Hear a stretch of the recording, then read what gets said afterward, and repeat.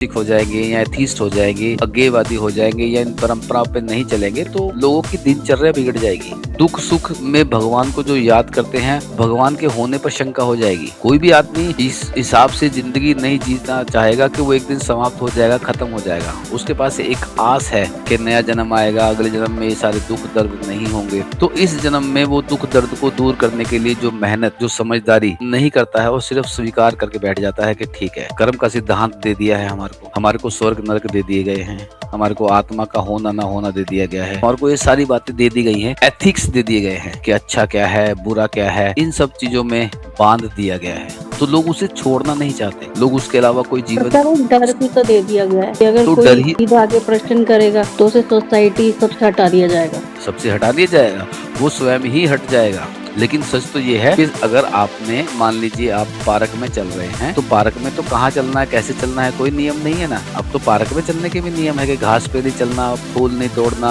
तो नियम तो बहुत सारे हैं। और यही नियम उनकी जिंदगी का एक तरीका बन गया है। सुबह उठना, नहाना धोना, पूजा पाठ करनी, वो सब एक तरीका बन गया है। तो तब कोई सच में ही बीमार नहीं हो जाएगा, जो उसकी बुद्धि आगेगी ही नहीं, तब तक वो इस तरफ क्यों जाना चाहेगा। देखते हैं कि बहुत सारे धार्मिक चैनल है, उनपे करोड़ों करोड़ों लोग उनके फॉलोअर्स बने हुए हैं। लेकिन हमारे यहाँ प्रॉब्लम ये है क्योंकि हम सच की बात कर रहे हैं, इसलिए कोई हमें सुनना नहीं चाहता। किसी ने कहा है कोई आदमी अपनी गलतफहमी में जी रहा है तो उसे जीने दो, उससे उसकी गलतफहमी मत छीनो, क्योंकि तुम्हारे पास उसको सच देने के लिए कुछ भी नहीं है। हम ये तो कह देंगे कि परमात्मा नहीं है, अगर नहीं है तो है क्या, कोई भी स्वीकार नहीं कर सकता कि कुछ भी नहीं है। अगर हम उसे कह देंगे कुछ भी नहीं है तो उसका जीना मुश्किल हो जाएगा। जिस कारण से उनको एक नियम मिलता है, एक तसल्ली मिलती है, उसी कारण से दुख भी तो मिलता है कि जो लोग आज की डेट पे डिप्रेशन में चले गए हैं, दुख में चले गए हैं, परेशानी में चले गए हैं, उसका कारण क्या है? क्योंकि वो कर्म के सिद्धांत से या भाग्य को मानकर बैठ गए हैं कि यही हमारा भाग्य है, परमात्मा ने ऐसा ही लिख दिया है, स्वीकार कर लिया है। इसलिए फाइट करने की बात, इसलिए उसको सोचने की बात, के बारे में विचार करने की सारे रास्ते तो बंद ही कर दिए ना धर्म ने। और समाज में नैतिकता है, लोगों की कम्युनिटी है,